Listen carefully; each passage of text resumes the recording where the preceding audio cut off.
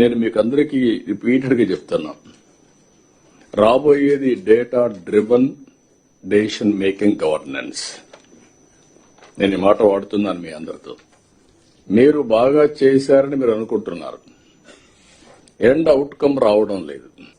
మీరు బాగా చేశామని అనుకుంటున్నాం, నేను కూడా, కానీ ప్రజలు మెచ్చడం లేదు.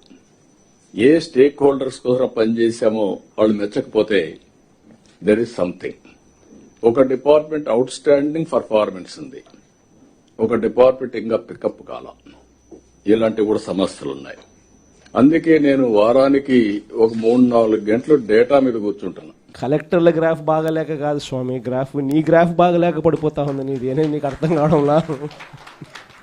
ఈ మార్చిలో తాను ప్రవేశపెట్టబోయేది 3వ బడ్జెట్. అంటే మొత్తం 5 బడ్జెట్లు ప్రవేశపెట్టే అవకాశం ఈ ముఖ్యమంత్రికైనా ఉంటుంది. అలాంటిది 3వ బడ్జెట్ ప్రవేశపెడతా ఉన్నాడు ఈ మార్చిలో. ప్రజలకు ఏదైనా మంచి జరిగిందా అని అంటే బోర్డు సున్నా కనిపిస్తుంది.